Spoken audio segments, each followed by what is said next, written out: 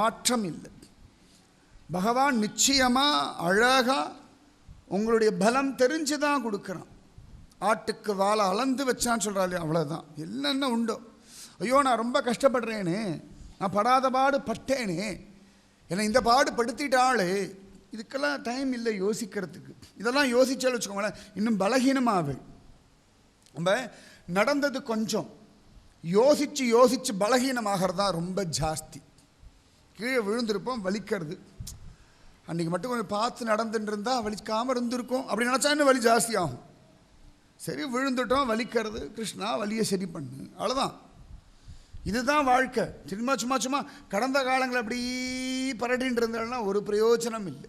பக்தி நாமஜபம் அழகாக எல்லார்கிட்டையும் சொன்னார். எல்லாம் விட்டலன் நடத்துகிறான், விட்டலன் பார்த்துக்கிறான், நீங்கள் தைரியமாக இருங்கோ, நாமஜபம் பண்ணுங்கோ அப்படின்றார்.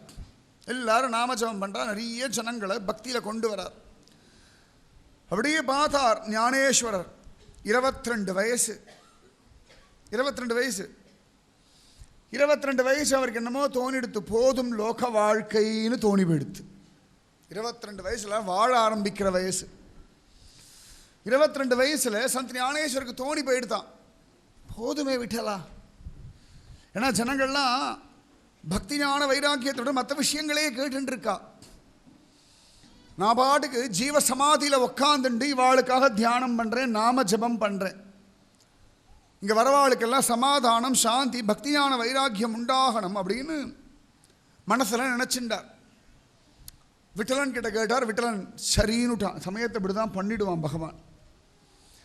இருந்தாலும் குரு கிட்ட கேட்கணுமே. அவரோட அண்ணா நிவர்த்திநாத், அவர் பெரிய யோகி, பெரிய சித்த புருஷர்.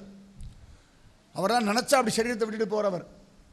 ஆனால் ஞானேஸ்வரர், முக்தாபாய், சோபன் தேவ் லோகத்துக்காக அவள்லாம் சரீரத்தில் நடமாடின்னு இருக்கா. மகாத்மாக்களுக்கு ஒரு க்ஷண நேரம் ஆகாது சரீரத்தை விட்டுட்டு கிளம்புறதுக்கு. நமக்கெல்லாம் ஆசைகள் இருக்குது, பந்தங்கள் இருக்குது, எதிர்பார்ப்புகள் இருக்குது. அதனால் எதையோ பிடிச்சிட்டு ஓட்டின்னு இருக்கும். அதனால தான் பல சந்தர்ப்பங்களில் செத்து போயிடலாம்னு நினைக்கும் அத்து போக முடியறதில்லை.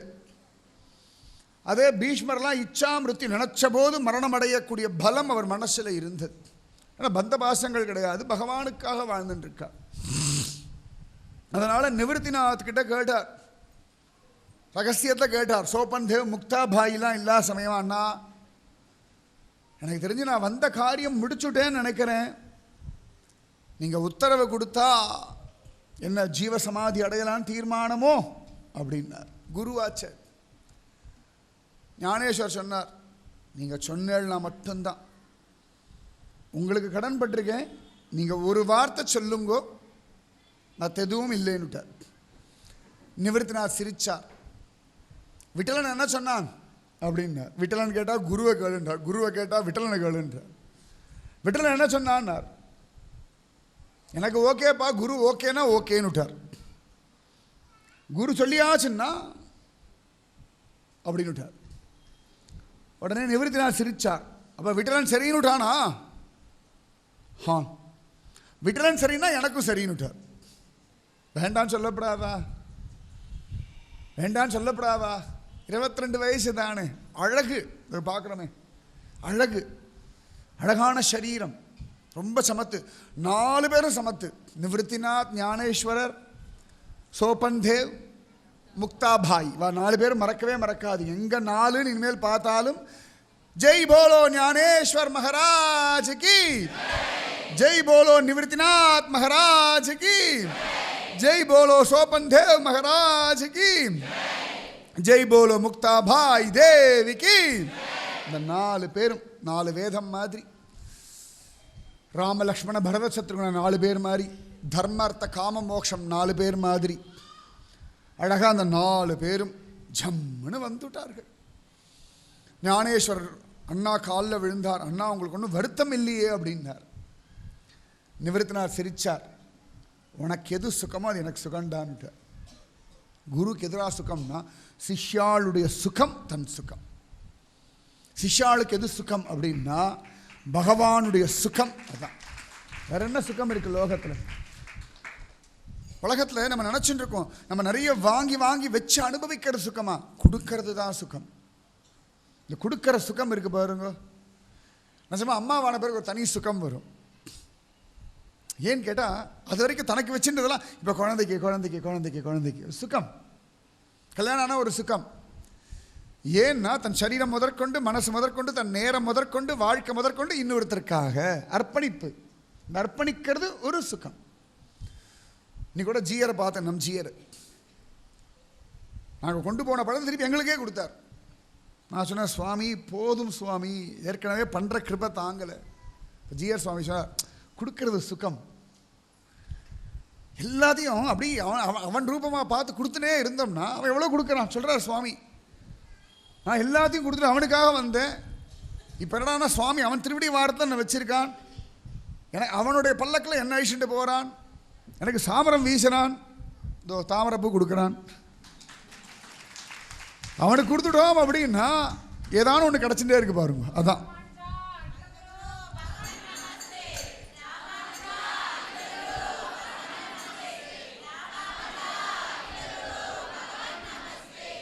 சத்தியம், அதானே சுகம். சர்வத்ர ராமானுஜநாம சங்கீர்த்தனம் ராமானுஜாம்.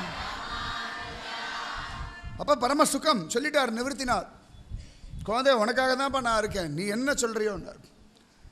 ஞானேஸ்வரை பார்த்தார், சந்தோஷம்னுட்டார். முக்தாபாய் சோப்பன் தேவுக்கெல்லாம் தெரியாது. அப்போ கார்த்திகை ஏகாதசிக்கு எல்லாரும் போவா. வார்க்கரி சம்பிரதாயம் ஆஷாட சுக்ல ஏகாதசிக்கு போவா. ஆஷாட சுக்ல ஏகாதசியில் பகவான் தூங்க போகிறான்னு ஐதீகம். திருப்பி அந்த சாதுர்மாசியம் முடிஞ்சு கார்த்திகளை எழுந்துக்கிறான்னு ஐதீகம். நம்ம வைகுண்ட ஏகாதசிக்கு எழுந்துக்கிறாருன்னு சொல்கிறோம் இல்லையா, அந்த மாதிரி கார்த்திகை. இந்த கார்த்திகை ஏகாதசிக்கும் இவெல்லாம் போவா. அவள் எல்லாரும் போகிறா. நாமதேவர் காத்துன்னு இருக்கார். எப்படாப்பா நான் பார்க்க போகிறேன், எப்போ நான் பார்க்க போகிறேன் ஞானேஸ்வரரை அப்படின்னு காத்துன்னு இருக்கார். நாமதேவர், சோக்கா மேளா எல்லாரும் காத்துன்னு இருக்கா. கோரா கும்பா, சாவதாமாலி எல்லாரும், நரஹரி சோனார், இவ்வளோ பெரியவாள்லாம் இருந்திருக்கா. அது ஒரு நல்ல பாண்டரங்க பக்த விஜயத்தில் பொற்காலம் சொல்லணும். அது பாண்டரங்கனுடைய லீலா வைபவ காலம். திரும்புகிற பக்கமெல்லாம் பாண்டரங்க கோஷ்டி, கூட்டம் கூட்டமா கூட்டம் கூட்டமா. எல்லாரும் கார்த்திகை ஏகாதசிக்கு வந்துவிட்டாலாம். பாண்டரங்க ஒரே குஷியாக இருக்கான். இவன் தூங்குறதே இல்லை, இப்போ தூங்கவே இல்லை, அவ்வளோதான். அப்படி ஜம்முன்னு வஸ்திரம் எல்லாம் ஸ்டைலாக உடுத்திக்கிறானோ. ருக்மிணி இப்படி பார்த்தா, பக்தா வரானா கொஞ்சம் ஜாஸ்தியாக தான் போயின்னு இருக்கலாம் அப்படின்னா. தலையை இப்படி டர்பன் கட்டுறானா பார்க்கணும். இந்த பண்டரிநாதனுக்கு தலையில் அந்த அப்படி டர்பன் கட்டுவா. இவ்வளோ பெரிய வேஷ்டியை தலையில் இப்படி வட்டமாக சுட்டி, அப்புறம் இப்படி இப்படி இப்படி இப்படி இப்படி இப்படி இப்படி இப்படி கட்டிகிட்டே இருப்பேன். ஏன்னா எனக்கு ஒரு மகாராஷ்டிரன் என்னை கட்டி விட்டார் ஒரு தடவை. அப்பா, நான் வேஷ்டி கட்டுறது கூட அவ்வளோ கஷ்டப்பட்டதில்லை. அதை சுருட்டி சுருட்டி சுருட்டி சுருட்டி சுருட்டி சுருட்டி சுருட்டி சுருட்டி இப்படி அப்படி போட்ட ஒரு கட்டு கட்டி அப்படி சொல்லி வைப்பா. ஜம்முன்னு இருக்கும் அந்த டர்பன். இப்படி கட்டி பார்க்குறானா, அந்த துண்டை இப்படி போட்டு பார்க்குறானா, ஆபரணங்கள் போட்டு பார்க்குறானா, கண்ணாடில் இப்படி இப்படி பார்த்துக்கிறானா. எதுக்கடா, தன் பக்தர்கள் தன்னை பார்த்து ரசிக்கணுமா. அலங்கார பிரியன். இப்போ நம்ம அலங்காரம் பண்ணிக்கிறோம் அப்படின்னா மற்றவா ரசிக்கிறதுக்காக, நமக்கே அப்படி தானே. இப்போ பகவான் எதுக்கடானா, தன் பக்தர்கள் தன்னை பார்த்து, சே எப்படி இருக்கான் என் விட்டலன், ஜோர் என்ன ஸ்மார்ட்டாக இருக்கான், ஹேண்ட்ஸம்மாக இருக்கான். சுத்வா குணானு புவன சுந்தரா சொல்கிறா இல்லையா ருக்மிணி விராட்டி. இன்றைக்கி பார்க்கணும் பாங்கே பிஹாரியை. அப்பா, பல பல பல பல பலான்னு இருப்பான் பாங்கே பிஹாரி. பிருந்தாவனத்தில் அப்படியே பூவெல்லாம் கட்டி தொங்க விட்டுருப்பான். துவாரகாவில் பார்க்கணும், துவாரகாதீசன் அப்படி ஜொலிப்பான். மதுரால கிருஷ்ணன் அந்த ட்ரெஸ்ஸும் ஆபரணம் தக்க தக்க தக்க தக்க தக்க தக்கன்னு ஜொலிக்கும். மக்களமாக இருப்பான் அவள்லாம் பார்க்குறதுக்கு. இன்றைக்கி அவ்வளோ அழகாக அலங்காரம் பண்ணிக்கிறான். ருக்மிணி பிராட்டியும் பார்த்து பார்த்து அலங்காரம் பண்ணுறான். பகவான் அலங்காரம் பண்ணிட்டு, ஹே ருக்மிணி அப்படின்றான். தாயார், இருங்கோ இருங்கோ, நான் அலங்காரம் பண்ணிட்டு இருக்கேன். என்னடி என்ன மட்டும் சொன்னாய்? ஆமாம், நீங்களே பண்ணினா நான் பண்ணிக்க வேண்டாமா? சரி சீக்கிரம் வா. அவ சொன்னா, ஆம்பளை ரெடி ஆகிறதுக்கு 6 நிமிஷம், பொம்பளை ரெடி ஆகிறதுக்கு 6 மணி நேரம், சும்மா நில்லுங்கோன்னுட்டா. தாயார் வரைக்கும் இப்படி தான் இருக்குது. ஒன்றும் சொல்கிறதுக்கு இல்லை, டிவிலேயே பார்க்கலாம். பாண்டரங்கன் தாயார் லைவ் ரிலே உண்டு. டக்குன்னு ரெடியாக நிற்பான் பாண்டரங்கன். அப்போ தான் தாயார் பொறுமையாக இந்த பொட்டு வைக்கிறதுக்கு இப்படி இப்படி இப்படி நம்ம மாத்தில் ஸ்திரீகள் பண்ணுறான்னு நம்ம கோபமாக வருது. தாயார் பண்ணுறதை பார்த்தா நம்ம மாற்று ஸ்திரீகளே தேவலேன்னு தோன்றுறது. அப்படி அலங்காரம். இதுக்கடா நான் பக்தர்கள் வராளாம், தன்னுடைய பக்த ஜனங்கள் வரா, தன் குழந்தைகள் வரா, ஊர்லேருந்து வெளிநாட்டிலேருந்து பேரன் பேத்தினா அந்த பாட்டினா ஜம்முன்னு ஆயிடுவா, ரெடி ஆயிடுவா. அந்த மாதிரி இந்த பாண்டரங்கன் ரெடி ஆயிட்டானாம். பக்தாள்லாம் வந்துட்டா. ஜெய் ஜெய் ராம் கிருஷ்ண ஹரி, ஜெய் ஜெய் ராம் கிருஷ்ண ஹரி, ஜெய் ஜெய் ராம் கிருஷ்ண ஹரி, ஜெய் ஜெய் ராம் கிருஷ்ண ஹரி, ஜெய் ஜெய் ராம் கிருஷ்ண ஹரி, ஜெய் ஜெய் ராம் கிருஷ்ண ஹரி, ஜெய் ஜெய் ராம் கிருஷ்ண ஹரி, ஜெய் ஜெய் ராம் கிருஷ்ண ஹரி, ஜெய் ஜெய் ராம் கிருஷ்ண ஹரி, ஜெய் ஜெய் ராம் கிருஷ்ண ஹரி. அதான் பாண்டரங்கன். அவனுடைய தலப்பாகையை பற்றி பேசினா நம்ம தலையை தலப்பாகை ஏற்றுறான் பார்த்தேளா, அதுதான். விட்டலன் கிட்ட மட்டும் வார்த்தையை விடப்படாது. விட்டோம்னா பண்ணி காட்டிடுவான். நானும் ஒரு வாரமாக கதை பண்ணிட்டு இருக்கேன். தலையில் டர்பனாக கட்டினா இன்னைக்கு விட்டலன் தலையில் இருக்கிற டர்பனை பற்றி சொன்னவொன்னு கொண்டு வந்து வைக்கிறா அப்படின்னா இதுதான் விட்டலனுடைய கிருபை. அதனால தானே ஜனங்கள் போய் விழறா விட்டலன் கிட்ட. ஏன்னா அந்த கிருபை வார்த்தைகள்னாலே சொல்லி மாளாது. அழகா வந்துட்டார்களாம் பஜனை பாடிண்டு. எல்லாரும் அப்படியே ஆடி கூடி ஆடி குதூகலிச்சு தட்டாமாலை சுற்றி ஒருத்தர் காலில் ஒருத்தர் விழுந்து சேவிச்சு பாண்டரங்கனை வா கூட நின்று அழகா தோள்ல கையை போட்டு ஆடுறான். ஜெய் ஜெய் ராம் கிருஷ்ண ஹரி, ஜெய் ஜெய் ராம் கிருஷ்ண ஹரி, ஜெய் ஜெய் ராம் கிருஷ்ண ஹரி, ஜெய் ஜெய் ராம் கிருஷ்ண ஹரி, ஜெய் ஜெய் ராம் கிருஷ்ண ஹரி, ஜெய் ஜெய் ராம் கிருஷ்ண ஹரி, ஜெய் ஜெய் ராம் கிருஷ்ண ஹரி, ஜெய் ஜெய் ராம் கிருஷ்ண ஹரி, ஜெய் ஜெய் ராம் கிருஷ்ண ஹரி, ஜெய் ஜெய் ராம் கிருஷ்ண ஹரி. இப்படி ஆனந்தமா பஜனை. எல்லாரும் டயர்டாகி உக்காந்து ஆடி ஆடி பாண்டரங்கனுடைய விஸ்ராந்தியாக உக்காந்த பாண்டரங்கன் உடம்பு முழுக்க வேர்த்து வழியறது ஆடி ஆடி. அப்போ உடனேயே ஞானேஸ்வரர் தான் கட்டின்னு இருக்கிற துண்டெடுத்து அப்படி விசிறார். பாண்டரங்கனுக்கு வேர்க்கிறதே அப்படின்னு. நாமதேவர் தான் கட்டின்னு இருக்கிற வஸ்திரத்தை எடுத்து பாண்டரங்கன் முகத்தில் ஒத்தி ஒத்தி எடுக்கிறாச்சோ, வேர்க்கிறதேடா நீ ஏன் ஆடுறாய்? நாமதேவரை பார்த்து பாண்டரங்கன் சொன்னான், நீ ஏன் ஆடுறாய்? எனக்கு குஷி, எனக்கு சந்தோஷம், எனக்கு ஆனந்தம், உன்னை பார்த்து ஆடுறேன். பாண்டரங்கன் சிரிச்சான், எனக்கு குஷி, எனக்கு ஆனந்தம், உன்னை பார்த்து எனக்கு சந்தோஷம், நான் ஆடுறேன், அவ்வளோதான். இப்படியே பார்த்தா ஞானேஸ்வருடைய பகவான் அப்படியே தன்னிலே மறந்து இருக்கான். என்ன ஞானேஸ்வரா சொல்லு அப்படின்னா, பிரபு அடியேன் சொல்லியிருந்தேனே. நாமதேவர் பார்த்தார், என்ன ரகசியம் சொல்லியிருந்தார் சொல்லு பாண்டரங்கா. தெரியவே தெரியாது நாமதேவருக்கு. அது ஒன்றும் இல்லை நாமதேவா, அவனுக்கு ஜீவ சமாதி அடையணும்னு ஆசையான். டக்குன்னு சொல்லிட்டான். நாமதேவர் நெஞ்ச பிடிச்சுண்டார். விட்டலா அப்படின்னார். விட்டலா நாமதேவரை கட்டிண்டா. என்னடா ஆச்சு? நீ என்ன சொன்னாய்? என் காதில் தப்பா விழுந்தது. இல்லை இல்லை, நான் சொன்னது சரிதான். ஞானேஸ்வரர் ஜீவ சமாதியா? எப்ப? நான் எப்ப சொல்றேன் அப்ப. கதர்றார் நாமதேவர். விட்டலா சொல்லிடாதே, விட்டலா வேண்டாம். இப்பதான் கொஞ்சம் அப்படி ரசம் வந்திருக்குப்பா, நல்ல பக்த கோஷ்டியெல்லாம் சேர்ந்துருக்கு, தன்னிலை மறந்து ஆடி பாடி பஜனை பண்ணிட்டு இருக்கோம், கெடுத்துடாதே விட்டலா. விட்டலன் சிரிச்சான், நான் கெடுப்பேனடா. பின்ன நீ என்ன சொன்னாயின்னு? குரு ஓகே சொன்னா நான் சரின்னுட்டேன். உடனே நிவர்த்திநாத்தை பார்த்தார் நாமதேவர். என்ன சொன்னார்? விட்டலன் சரி சொன்னால் நான் சரி சொன்னேன்றார். நாமதேவர் நடறார். எல்லாரும் விளையாடுறாள் என்னை வச்சுண்டு. ஞானேஸ்வரை கட்டின்றார் நாமதேவர்.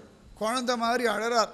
என்னை விட்டுவிட்டு போயிடாதீங்கோ, எனக்கு யாரும் இல்லை, எனக்கு விட்டல் மட்டும்தான் இருக்கான், விட்டலை விட்டால் உங்களை விட்டால் வேறு யாரும் இல்லை, இந்த குழந்தைக்கு யார் இருக்கா, எனக்கு விட்டலன் அப்பா, நீங்கள் தான் அம்மா மாவுலி, எனக்கு நீங்கள் வேணும் மாவுலி, என்னை விட்டுட்டு போயிடாதீங்கோ மாவுலி. இத்தனைக்கும் சின்ன பையன்தான் ஞானேஸ்வரர். ஞானேஸ்வருக்கு 22 வயசு அப்படின்னா நாமதேவருக்கு 26 வயசு, அவ்வளோதான், கொஞ்சம் வித்தியாசம்தான், ஒரு 4-5 வயசு தான். ஆனால் அப்படி ஒரு பந்தம். நாமதேவர் அழறார், மௌலி மௌலி எனக்காக இருங்கோளே, நாங்கள் தான் தப்பு பண்ணிட்டோமா, நாங்கள் தான் அபச்சாரம் பண்ணிட்டோமா, யாரா தப்பு பண்ணிட்டாளா, எல்லாருக்கும் ஷார்பாக நான் மன்னிப்பு கேட்டுக்கிறேன், கண்ணில் போட்டுக்கிறார். ஓன்னு அழறார். மௌலி மௌலி நீங்கள் லோகத்துக்கு வேணும், நீங்கள் போயிடப்படாது, நீங்கள் லோகத்தில் இருந்தால் தானே ஜனங்கள் உத்தாரணமாவா, நாங்கள் யாரும் உங்களை ஒன்றும் பண்ண மாட்டோம், தொந்தரவு பண்ண மாட்டோம், நீங்கள் பாட்டுக்கு இருங்கோ. ஞானேஸ்வர் இருக்கி ஆளிங்க நம்ம நின்றா. யாராவது தொந்தரவு பண்ண முடியுமா நாமதேவா?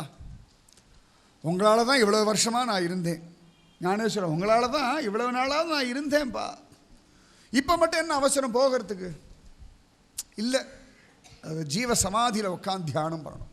ஏன் வெளியில் உட்காந்து தியானம் பண்ண வராதா? நீங்கள் தான் ஞானேஸ்வரன் ஆச்சு, ஞானத்துக்கு ஈஸ்வரன் தானே. நீங்கள்லாம் தனியாக போய் உட்காந்துண்டு ஒரு பாதாளத்துக்குள்ளே உட்காந்து தியானம் பண்ணாதான் தியானம் சித்தியாகுமா அப்படின்னார். ஞானேஸ்வர் சிரிச்சார். உன் கேள்விக்கெல்லாம் என்னால் பதில் சொல்ல முடியாது குழந்தை, உன்னோட கேள்விக்கெல்லாம் என்னால் பதில் சொல்ல முடியுமா? விட்டலனே பதில் சொல்ல முடியல, நான் என்னதை சொல்ல முடியும்? ஒரு உன்னை விட்டலா என்ன நினச்சிட்டு இருக்காய் நீ? ஒவ்வொருத்தரையும் அனுப்பிட்டு அப்புறம் நீ மட்டும் இருந்து என்ன பண்ண போறாய் அப்படின்றார். விட்டலன் சிரிச்சான். எல்லாரும் எங்கடா அனுப்புகிறேன்? எனக்குள்ளதாண்டா அனுப்புகிறேன். எங்கே அனுப்பிடுவேன் நான்? எங்கே சுற்றினாலும் கடைசியில் என்கிட்ட தானே வந்தாகணும், என்னை விட்டு வேறு எங்கே போயிட முடியும்? ரொம்ப நேரம் கேள்வியெல்லாம் கேட்டார். கடைசியில் அவருக்கு புரிஞ்சு போயிடுது, தீர்மானம் பண்ணிட்டா.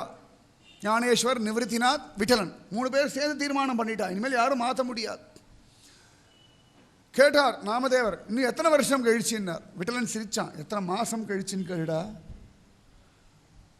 மாச கணக்கு தானா? உடனே நிவர்த்திநாத் சிரிச்சார். எத்தனை மாதம் கூட தப்பு தான் விட்டலா அப்படின்னு விட்டார். தூக்கி வாரி போடுறது நாமதேவருக்கு. என்ன பேசின்னு இருக்கல எல்லாருமா சேர்ந்துங்க அப்படின்னார். இல்லை, மார்கழி மாதம் ஏகாதசி அன்னைக்கு ஜீவ சமாதின்னு தீர்மானம் பண்ணிட்டு இருக்கோம். முக்காவாசி திரையோதசி அன்னைக்கு, மார்கழி மாதம் திரையோதசின்னு தீர்மானம் பண்ணியிருக்கான். திரையோதசினா 13ஆவது நாள், ஏகாதசிக்கு அடுத்த நாளைக்கு அடுத்த நாள் திரையோதசி. தோ இப்போ வருது, அப்பயா? ஞானதேவரை கட்டின்றார், அழுதார் நாமதேவர். ஏன் சுவாமி, எங்களெல்லாம் கண்டா பிடிக்கலையா, பாரமாக இருக்கா? ஞானேஸ்வரர் சொன்னார், ஒரு பாரமும் இல்லைப்பா, ஒரு கவலையும் இல்லை, ஒரு தேவையும் இல்லை, ஒரு தேடலும் இல்லை. என்னமோ வந்த காரியம் முடிஞ்சுடுத்துன்னு ஒரு நிறைவு. இந்த நிறைவு யாராவது சொல்ல முடியுமா? இது அடுத்த வாழால் உணரவே முடியாது. இப்போ நம்ம பசிக்கு சாப்பாடு போதும் நம்ம சொல்கிறோம், போடுறவா சொல்கிறா இல்லை கொஞ்சம் போட்டுக்கலாம், நீங்கள் ஒன்றும் சாப்பிடலேன்றா. நம்ம மனசு, நம்முடைய பலம், நம்முடைய வயசு, நம்முடைய வயறு, நம்முடைய பசி நமக்கு தானே தெரியும். ஓரளவுக்கு தான் உணர முடியும். சின்ன குழந்தையாக இருக்கும்பொழுது அம்மா ஊட்டுவா, அம்மாவை பொறுத்த வரைக்கும் இவ்வளோ சாப்பிடணும்னு முடிவு பண்ணியிருக்கா. ஆனால் அன்றைக்கின்னு பார்த்தா அதுக்கு ஏதோ வயிறு மந்தமாக இருக்கும், இல்லாட்டி வேறு ஏதோ இருந்தாலும் சாப்பிட முடியாது. ஆனால் அம்மா வாயில் வச்சு திணிப்பா, அப்புறம் அது வயிற்று வலின்னு சொல்லும். புரிஞ்சுக்க முடியறதில்லை, ஒரு ஆசையில் தானே. நாம் எல்லாம் ஒரு தீர்மானத்தில் இருக்கோம். ஆனால் அவாவாளுடைய சுவாயம் அனுபவத்தினாலே மட்டும்தான் இந்த நிறைவு, மனசில் ஒரு நிறைவுன்றது உணர முடியாத விஷயம். நம்மளை மாதிரி கஷ்டம் வந்தால் செத்து போனோம், பிரச்சனை வந்தால் செத்து போனால் தேவலை, இல்லை ஊரில் நான் அவமானப்படுத்துகிறா தற்கொலை பண்ணிக்கிற மாதிரி இல்லையே மகாத்மாக்களுடைய மனசு. போதும் சரி அப்படின்னு தோணிட்டு தான் கிளம்பிடுவா. ஆதிசங்கர பகவத் பாதர் 32 வயசு. விவேகானந்தெல்லாம் இன்னும் கொஞ்சம் வருஷம் தரேன், அப்படி ஒரு கலக்கியிருக்கலாம். அந்த காரியம் முடிஞ்சிருது, 32 கிளம்புறார். சந்த் துக்காராம் 44 வயசோ 46 வயசோ. ஸ்ரீகிருஷ்ண சைத்தன்ய மகாபிரபு 48 வயசு. 24 வயசில் சந்நியாசம், 48 வயசில் மோட்சம். நிறைய பேர். மீரா மாதால ரொம்ப சின்ன வயசுலேயே போயிடுறா. பராசர பட்டர் யாரோ சில பேர் மட்டும்தான் ரொம்ப நாள் இருக்கா. சுவாமி ராமானுஜர் மாதிரி 120 வருஷம். நிறைய பெரியவாளுக்கு அவ்வளோ தூரம்லாம் இருக்க இது இல்லை, தைரியம் இல்லைன்னா சொல்ல மாட்டேன். அது என்னமோ நிறைவு, என்ன சொல்றதுன்னு தெரியல எல்லாருக்கும். அந்த அந்த ஏகாதசி என்னமோ பண்ணித்து. அப்போ இனிமேல் ஞானேஸ்வரர் எப்போ பார்ப்போம்? ஆஷாட சுக்ல ஏகாதசிக்கு ஓடி வருவான். ஞானேஸ்வரரை பார்க்க போகிறேன், ஞானதேவரை பார்க்க போகிறேன். அவர் ஆலிங்கனம் பண்ணிட்டு ஜெய் ஜெய் ராம் கிருஷ்ண ஹரி, ஜெய் ஜெய் ராம் கிருஷ்ண ஹரி, ஜெய் ஜெய் ராம் கிருஷ்ண ஹரி, ஜெய் ஜெய் ராம் கிருஷ்ண ஹரி. அப்படி ஆனந்தமா பஜனை பண்றதெல்லாம் இனிமேல் எங்களுக்கு யார் சொல்லி கொடுப்பா? எங்களோட யார் பாடுவா? எங்களை தன் குழந்தைகளை யார் பாவிச்சுப்பா? நாங்கள்லாம் முட்டாள் ஜனங்கள், நாங்கள் ஒன்றும் படிப்பறிவு இல்லாதவா. மகாராஷ்டிர ஜனங்கள்லாம் பெருசாக அவளுக்கு வியாக்கரணம் சம்ஸ்கிருதம்லாம் தெரியாது. இவர் தான் மராட்டி பாஷையில் ஞானேஸ்வரிலாம் எழுதியிருக்கார். அந்த பாஷையிலேயே பேசுகிறார் மனுஷாளோட. பெரிய பிராமணர், பெரிய பிரம்மஞானி, ஆனாலும் பாமர ஜனங்களோட பாமரனாக பழகின்னு இருக்கார். எப்படி கண்ணன் தன்னுடைய பரபிரம்மஸ்வரூபத்தெல்லாம் விட்டுட்டு தான் பகவான்றதெல்லாம் விட்டுட்டு மாட்டுக்கார கூட்டத்தில் பழகினானோ, எப்படி அவனுடைய பக்தனான உத்தவரை தூது அனுப்புகிறான் பகவான். தனக்கு ஈக்குவலாக பிருந்தாவனத்துக்கு போய் யார் சமாதானம் சொல்ல முடியும்னா உத்தவர். இன்னைக்கு உத்தவரும் பிறந்த நாள். கண்ணன் பிறந்த அன்னைக்கு தான் உத்தவரும் பிறந்தார். இந்த உத்தவர் பார்க்கறது அப்படியே கண்ணன் மாதிரியே இருப்பார். வசுதேவருடைய சகோதரர் தேவபாகர்னு பேர். அவரோட பிள்ளை கசின், சித்தப்பா பிள்ளை பெரியப்பா பிள்ளை கண்ணனும் உத்தவரும். தூரத்தில் அச்சு அசல் அப்படியே கண்ணன் மாதிரியே இருப்பார் உத்தவர். ட்ரெஸ்ஸும் கண்ணன் களைஞ்சி போட்ட ட்ரெஸ்ஸை தான் இவர் போட்டுப்பார். அவன் உடுத்து களைந்தது. கண்ணன் தன்னோட தேரில் அனுப்புகிறான் அவரை. கோபிகைகள்லாம் உத்தவரை பார்த்து கண்ணனோன்னு பிரமிச்சு போயிடுறான். அப்புறமா தான் தெரியாது இது கண்ணன் இல்லை, இவன் உத்தவன் அப்படின்னு.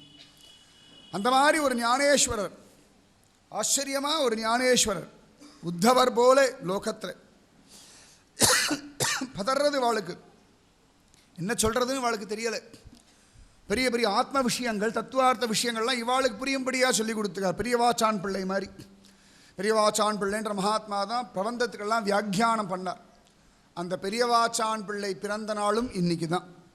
ஆவணி ரோஹிணி எவ்வளவு உத்தமமான ஒரு நாளில் உட்காந்துருக்கேன்னு பார்த்துக்கோங்க பூமியில். உத்தவர் பிறந்த நாள், கண்ணன் பிறந்த நாள், நிறைய மகாத்மாக்கள் நமக்கு தெரியலை. அவ்வளோ பேர் பிறந்த ஒரு நாளில் இன்றைக்கி உட்காந்துட்டு நம்ம ஞானேஸ்வர் கதையை கேட்டுன்னு இருக்கோம். எல்லாரும் பதறா, என்ன பண்ணுறதுன்னு தெரியலை. சமாதானப்படுத்துகிறார் ஞானேஸ்வர் எல்லாரையும். நான் எப்பயும் இருக்கேன் ஜீவசமாதியில் உட்காந்துட்டு உங்களுக்காக தியானம் பண்ணுவேன். ஜெய் ஜெய் ராம் கிருஷ்ண ஹரி, ஜெய் ஜெய் ராம் கிருஷ்ண ஹரி, ஜெய் ஜெய் ராம் கிருஷ்ண ஹரி, ஜெய் ஜெய் ராம் கிருஷ்ண ஹரி, ஜெய் ஜெய் ராம் கிருஷ்ண ஹரி, ஜெய் ஜெய் ராம் கிருஷ்ண ஹரி. அப்படி எல்லாரையும் பஜனை பண்ண வச்சார். பாண்டரங்கன் கிட்ட பிரியா விடை வாங்கிண்டார். ஆலந்திக்கு போனார். நாமதேவர் பாண்டரனோட சண்டை போடுறார், கோச்சிக்கிறார், பேச மாட்டேங்கிறார். பாண்டரங்கன் சமாதானப்படுத்தினான். எங்கடா போயிட போகிறான் ஞானேஸ்வரன்? நான் வேற ஞானேஸ்வரன் வேறையா? உனக்குள்ள அந்தர்யாமியா நான் இருக்கேன் இல்லையா, அந்த மாதிரி அதே அந்தர்யாமி தான் ஞானேஸ்வரன். நான் வேற இல்லை, ஞானேஸ்வரன் வேற இல்லை. விட்டலன்னு சொல்கிறான். நான் வேற ஞானேஸ்வரன் வேற நினச்சியோன்னார்.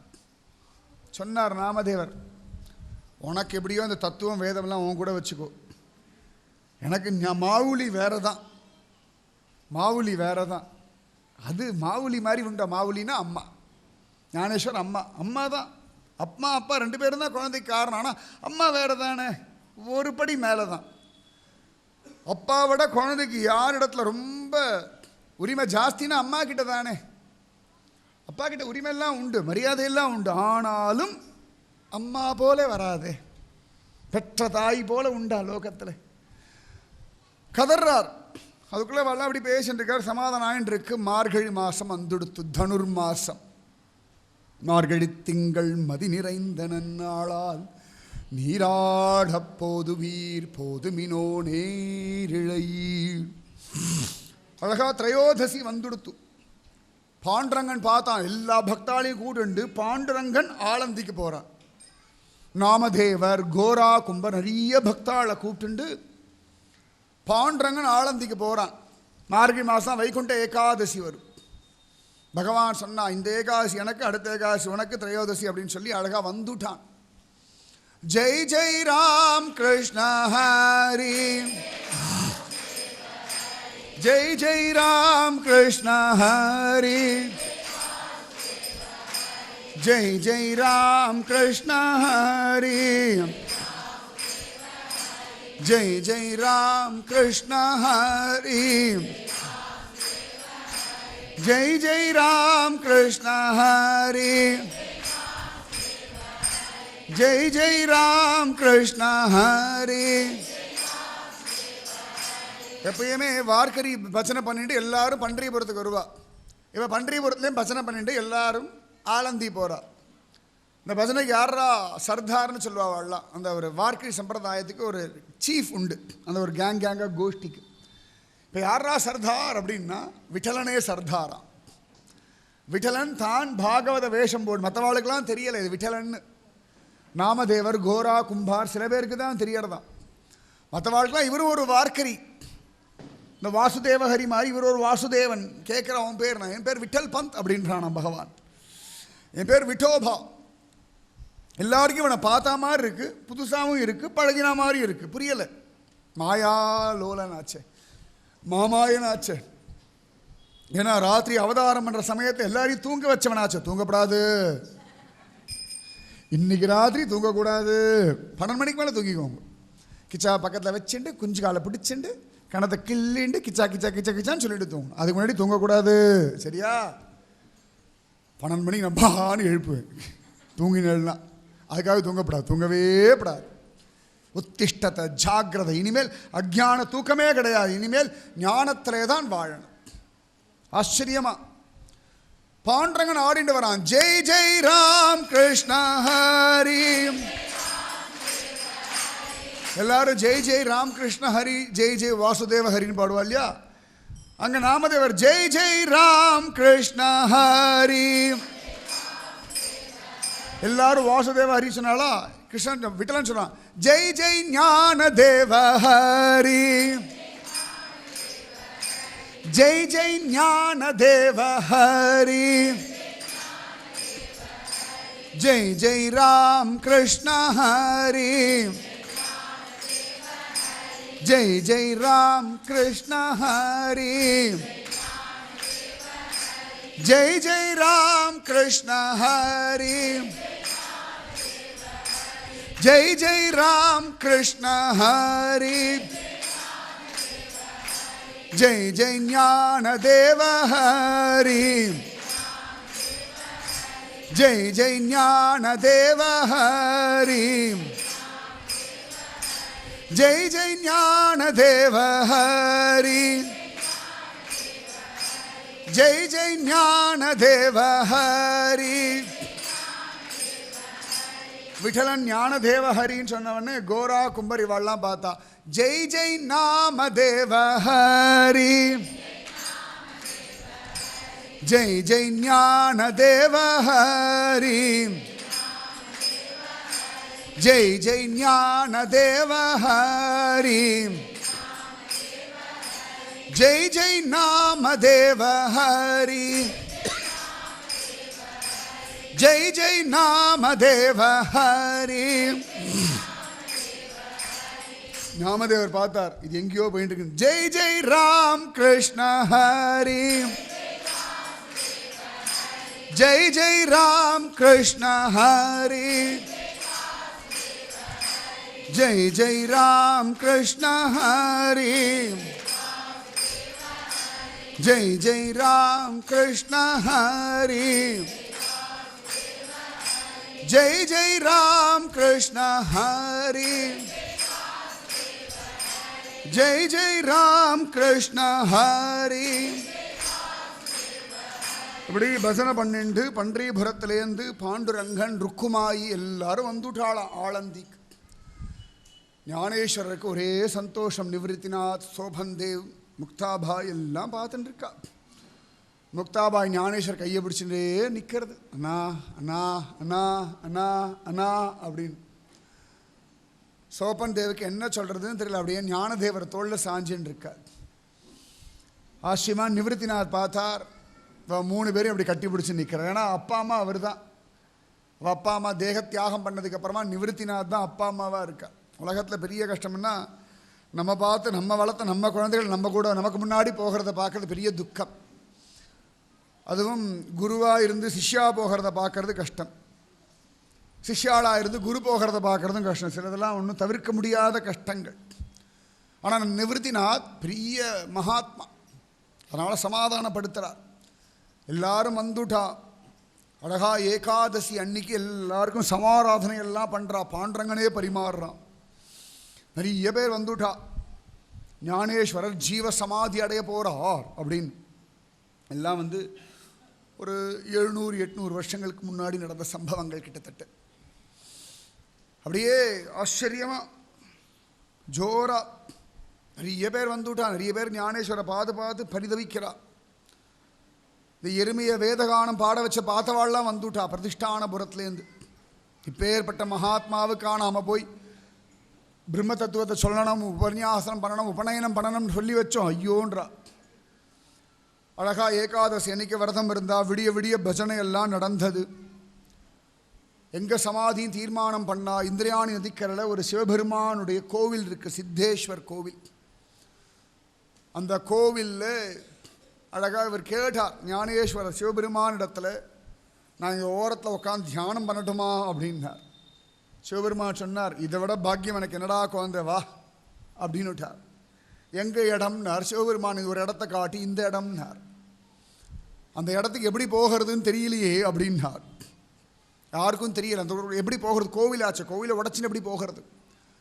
அப்போ பாண்டரங்கன் சொன்னால், சிவபெருமானுடைய கோவில் வாசல் நந்தி இருக்கும் இல்லையா, அந்த நந்தி சைடில் போனால் உள்ளே போக முடியும்ட்டா. ஏற்கனவே இவருக்காக அந்த இடத்துல ஒரு இடம் தயாராக இருக்குது, இவர் உட்காந்து தியானம் பண்ணுறதுக்காக. உடனே அந்த இடம்னு சொல்லியாச்சு. அந்த இடத்தெல்லாம் உள்ள எல்லாம் இறங்கி எல்லாம் பார்த்து வில்வதம் எல்லாம் போட்டு துளசி எல்லாம் போட்டு எல்லாம் ரெடி ஆயாச்சு. இதுக்குள்ளே ஏகாதசி முடிஞ்சது, துவாதசி முடிஞ்சது, திரையோதசி வந்துடுத்து. எல்லாரும் பஜனை பண்ணிட்டு இருக்கா. ஜெய் ஜெய் ராம் கிருஷ்ண ஹரி, ஜெய் ஜெய் ராம் கிருஷ்ண ஹரி, ஜெய் ஜெய் ராம் கிருஷ்ண ஹரி, ஜெய் ஜெய் ராம் கிருஷ்ண ஹரி, ஜெய் ஜெய் ராம் கிருஷ்ண ஹரி, ஜெய் ஜெய் ராம் கிருஷ்ண ஹரி, ஜெய் ஜெய் ராம் கிருஷ்ண ஹரி, ஜெய் ஜெய் ராம் கிருஷ்ண ஹரி. எல்லாரும் பஜனை பண்ணிட்டு இருக்கா. ஞானேஸ்வர் அப்படியே தேஜோமயமா ஜொலிக்கிறார். மரணம் வருதே, மரணம் இல்லை, உயிரோடு இருக்கார் இன்னைக்கும். முக்தாபாய் அழறது குழந்தை. அவளுக்கு ரொம்ப செல்லம் யாருன்னா ஞானேஸ்வரர். ஏன்னா அவர் முதுகில் தானே அந்த மாண்டே இந்த போலி எல்லாம் போட்டு எடுத்திருக்கா. இப்போ அதெல்லாம் ஞாபகம் வருது. அண்ணா எனக்காக எவ்வளோ பண்ணியிருக்கான், இது போல ஒரு அண்ணா வருவானா. அது ஞானவான் ஞானேஸ்வரன். சோபன்தேவ் இப்படி பார்க்குறார். அவருக்கு ரொம்ப பயம். ஏன்னா நிவൃத்திநாத் எப்பொழுதுமே